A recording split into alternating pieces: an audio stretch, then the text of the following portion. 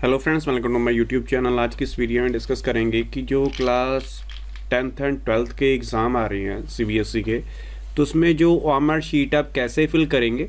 तो आपके सामने देखिए, ये मैंने एक सैम्पल ओएमआर शीट डाउनलोड कर रखी है जो कि क्लास 12th की है। क्लास 10th की भी सेम होगी, लिटिल बिट डिफरेंस होता है।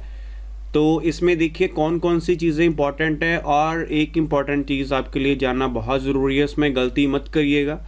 गलती होगी डैट मीन्स कि आपका जो रिज़ल्ट है उसमें थोड़ी प्रॉब्लम आ सकती है, बिकॉज ये जो ओएमआर शीट आपको पता है ये मशीन चेक करती है।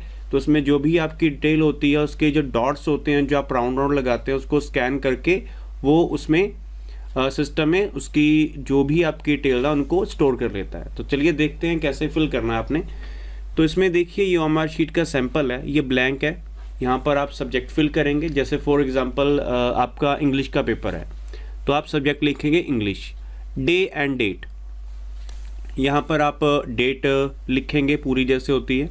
मीडियम ऑफ आंसर आपका इंग्लिश रहेगा। देखिए थोड़ा बहुत चेंजेस वगैरह होता है आपके ओएमआर शीट में। ये जो शीट है पुरानी है, बिकॉज लेटेस्ट कोई सीबीएसई ने ओएमआर शीट अपडेट नहीं की ऑफिशियल वेबसाइट पर। तो मेरे पास एक सैंपल है, सेम ऐसा ही सैंपल होगा आपका भी ओरिजिनल ओएमआर शीट का। लिटिल बिट कुछ माइन्यूट चेंजेस होंगे। और यहाँ कोड आपका होगा, जो आपके क्वेश्चन पेपर का कोड है। जब आप क्वेश्चन पेपर आपको मिलेगा उस पर एक कोड होगा, राइट हैंड साइड पर होता है, वो आप कोड यहाँ लिखेंगे। उसके बाद कितनी आपने नंबर ऑफ एक्स्ट्रा शीट्स ली हैं, सप्लीमेंट्री शीट, उसका आप यहाँ लिख दोगे। अगर नहीं ली हैं तो आप ज़ीरो या यहाँ पर नील लिख सकते हैं, नील। उसके बाद ये जो सेक्शन है फिजिकल डिसेबल्ड के लिए होता है, अगर है तो आपने इसको फिल करना, अगर नहीं है तो उसको रहने दीजिए।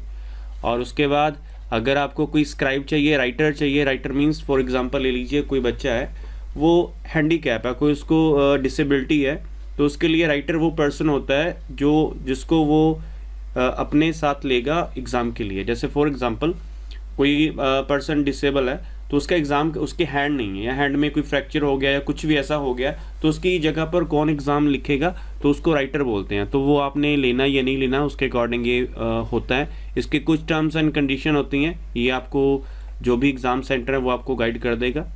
तो ये तो था सिंपल, लेकिन जो मेन है आपका ये सेक्शन है, ये जो मैं यहाँ पर मेन आपको हाईलाइट कर रहा हूँ, सबसे इम्पॉर्टेंट। इसमें गलती मत करिएगा। अगर गलती हो भी जाए, वैसे वाइटनर यूज़ हो जाता है, लेकिन मैं आपको यही प्रेफर करूँगा वाइटनर का यूज़ मत करिएगा। यहाँ पर सबसे पहले आप अपना नाम लिखेंगे, और ये नाम आपका बोल्ड में होना चाहिए, कैप्स में होना चाहिए, कैपिटल्स में होना चाहिए। जैसे for example my name is Arun Kumar. वैसे जो ब्लॉक्स पूरे होते हैं, कई बच्चों का नाम काफ़ी लंबा होता है, जैसे मेरा नाम भी है अरुण कुमार संधू, तो मेरा फ़िलहाल इन फील्ड्स में आ जाता है। तो कई बार कुछ ऐसा है कि नाम ज़्यादा ही लंबा, उसके लिए भी सॉल्यूशंस होते हैं। वो जो वहाँ पर इंडिविजुलेटर्स होता है, सेंटर सुपरिटेंडेंट होता है, या जो भी वहाँ पर होता है वो आपकी हेल्प कर देगा। जो भी आपका इंडिविजुलेटर है, आप कोई भी ओएमआर शीट में आपको चीज़ नहीं समझ लगती, इंडिविजुलेटर्स आपकी हेल्प के लिए होते हैं, आप उनकी गाइडेंस ले सकते हैं। उसके बाद आपका रोल नंबर आएगा। यहाँ पर सैंपल मैं आपको बताऊंगा पूरा फिल किया हुआ, यहाँ पर आपको मैं थोड़ी सी गाइडेंस दे दूँ। सब्जेक्ट कोड और सेंटर कोड। सेंटर कोड तो चलिए होता है, सब्जेक्ट कोड आपका जैसे फॉर एग्जांपल आईसीटी का एग्ज़ाम है, इंग्लिश का, इनके डिफरेंट कोड्स होते हैं, तो वो आपको यहाँ फिल करना। ये तो हो गया। और ये याद रखिएगा, जो आपका फॉर एग्जाम्पल मेरा नाम अरुण है, तो सबसे पहले मुझे ए को सर्कल करना है। उसके बाद आर मुझे देखना है यहाँ पर कहाँ है, अरुण सोन।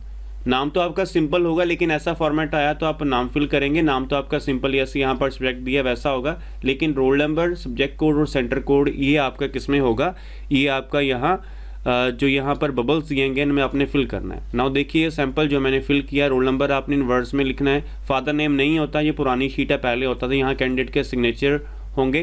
तो बाकी ये जो काम है, ये जो ऊपर वाला, ये सारा ऑफिस यूज़ होता है। ये वहाँ पर जिनकी भी ड्यूटी होती है, जो भी वहाँ का डिपार्टमेंट होता है, जिनकी सीबीएसई में ड्यूटी होती है, हायर डिपार्टमेंट जो ऑल ओवर सारा एग्ज़ाम कंडक्ट करता है स्कूल का, वो उनका काम होता है ये ऑफिस यूज़ का।